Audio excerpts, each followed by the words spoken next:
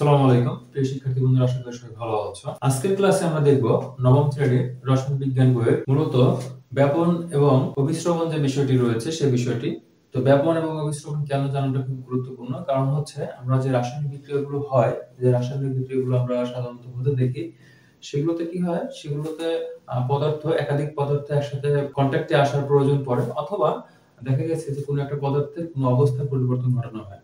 তো যেহেতু একাধিক পদার্থের একসাথে করা হয়, তো একসাথে যখন করা হয় একাধিক পদার্থকে, তো সেটা আসলে মূলত হয় হচ্ছে দ্রবণ। তো এটাকে আমরা দ্রবণ বলতে পারি অথবা মিশ্রণ। এই দুটা মোটামুটি একই জিনিস শিক্ষার্থী বন্ধুরা। এটার মধ্যে একদম কিছু ক্রিটিক্যাল ডিফারেন্স আছে, বাট আমি সেই ক্রিটিক্যাল ডিফারেন্সে যাচ্ছি না। তো শিক্ষার্থী বন্ধুরা, আমি আগেই বলে নিলাম যে তোমাদের আজকের যে ক্লাসটি, সেই ক্লাসটি মূলত আমরা দেখব ব্যাপন কি।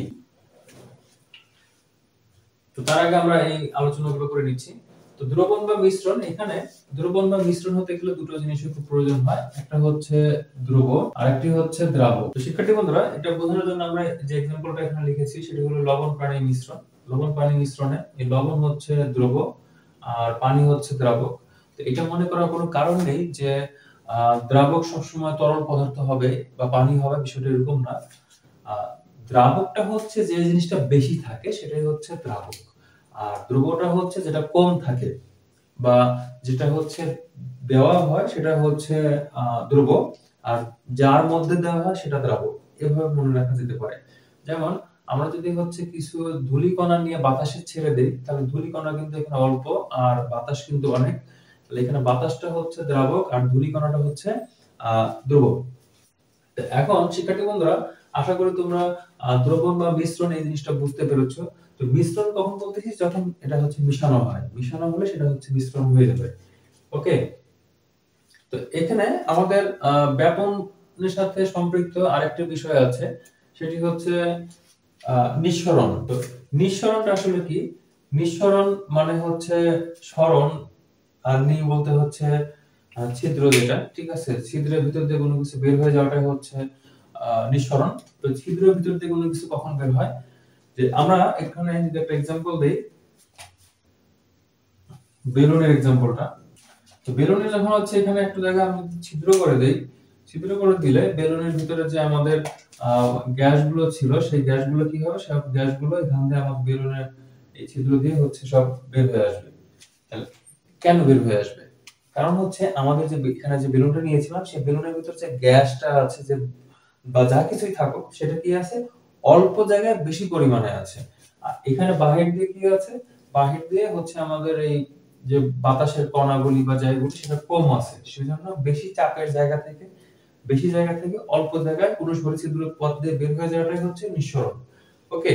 এখন আমরা যেটা আমাদের আজকে টার্গেটেড গোল ব্যাপন, সেই ব্যাপনটা নিয়ে হচ্ছে আলোচনা করব। ব্যাপনটা কি? ব্যাপনটা হচ্ছে যে এখানে কণার বিষয়টা আসবে, ঠিক আছে। আমরা আগের ভিডিওতে কণা নিয়ে কথা বলেছিলাম। তো ব্যাপনটা হলো যে উচ্চ ঘনত্বের জায়গা থেকে কম ঘনত্বের জায়গায় কোনো কণা বা কোনো বস্তু সমভাবে ছড়িয়ে পড়াটাই হচ্ছে ব্যাপন। একটা एग्जांपल দেই, খুব বুঝতে খুবই সহজ হবে। আমি যদি এখানে একটা পারফিউম নেই, ঠিক আছে, পারফিউমটা যদি আমি এখানে স্প্রে করি, তো পারফিউমের ভিতরে কি ছিল, এই যে পারফিউমের কণাগুলো ছিল হচ্ছে অনেক বেশি ছিল, ঘনত্ব অনেক বেশি ছিল। সেখান থেকে কি হয়েছে, আমার পরিবেশে হয়তো এখানে কণাগুলো ঘনত্ব কম আছে, সেজন্য কণা যখন আমি এখানে স্প্রে করতেছি, সেটা কি হচ্ছে, এদিকে ছড়ায় যাচ্ছে, অটোমেটিক্যালি ছড়ায় যাচ্ছে, কারণ হচ্ছে ওদিকে আমার এই পারফিউম এর কণাগুলো নাই জন্য কি হচ্ছে, ওদিকে ছড়িয়ে যাচ্ছে। তাহলে শিক্ষার্থী বন্ধুরা দেখো, আমি এখানে এটা সংজ্ঞাটা লিখেছি যে উচ্চ ঘনত্বের জায়গা থেকে কণার কম ঘনত্বের দিকে ছড়িয়ে পড়াকে ব্যাপন বলা হয়। এখানে কণা ছড়িয়ে পড়তেছে। এখন শিক্ষার্থী বন্ধুরা, আমি কেন এখানে প্রথমে দ্রবণ, নিঃসরণ এবং হচ্ছে ব্যাপনের কথাটা আমি কেন সভা করে গেলাম, কারণটা হচ্ছে এই যে দেখো এখানে বলা হচ্ছে কণার কম ঘনত্বের দিকে ছড়িয়ে পড়াকে। এখন এখানে একটা জিনিস খেয়াল করো, যে কণা আর এখানে আমার আছে বাতাস, তাহলে এটা কি হচ্ছে, বাতাসের সাথে কণাটা মিশতেছে, মিশে কিন্তু কি হচ্ছে, একটা দ্রবণ বা মিশ্রণ তৈরি হচ্ছে, তাই না? তাহলে এখানে আমার এই কণা বা দ্রব এটা কিন্তু ছড়িয়ে পড়ছে, আমার কিন্তু এখানে বাতাস ছড়াচ্ছে না, ঠিক আছে, আমার কি হচ্ছে, আমার এই কণা ছড়িয়ে পড়ছে অর্থাৎ দ্রবটা ছড়িয়ে পড়ছে। এখন দেখো নিঃসরণ কি হচ্ছে, নিঃসরণও কিন্তু ছড়িয়ে পড়ছে, কিন্তু নিঃসরণে কি হচ্ছে, এই জায়গাটার মধ্যে অনেক বেশি ছিল, ঠিক আছে, সেটা কি হচ্ছে, এই ছিদ্রপথ দিয়ে এই জায়গাটাতে ছড়িয়ে পড়তেছে, ঠিক আছে, মানে নিঃসরণটা হয় হচ্ছে অল্প জায়গায়। এখানে আমি একটা বেলুন ছিদ্র করি, তাহলে এখানকার যে কণাগুলো আছে সেই কণাগুলো বা বেলুনের ভিতরে যে বাতাসটা বা যাই থাকুক সেটা বেশি দূর পর্যন্ত যাবে না, জাস্ট হচ্ছে বেলুন থেকে বের হয় আশেপাশের মধ্যে থাকবে। আর ব্যাপনের যে বিষয়টা হয় সেটা হচ্ছে অনেক দূর পর্যন্ত সেটা ছড়িয়ে যায়। তো শিক্ষার্থী বন্ধুরা, এই ছিল তোমাদের মূলত ব্যাপন এবং নিঃসরণের মধ্যে বেসিক যে ডিফারেন্স সেটি আশা করি তোমরা বুঝতে পেরেছো। তো আমাদের রসায়নে এই ব্যাপনের কিন্তু গুরুত্ব অনেক বেশি, কারণ অনেক সময় যে আমাদের যে রাসায়নিক বিক্রিয়াগুলো হয় সেই রাসায়নিক বিক্রিয়াগুলোতে দেখা যায় যে যে দুটো পদার্থের আমাদের বিক্রিয়া করা প্রয়োজন সেই দুটো পদার্থকে কিন্তু একদম সবসময় যে মানে কন্ট্যাক্টে নিয়ে আসতে হবে বিষয়টা তা না।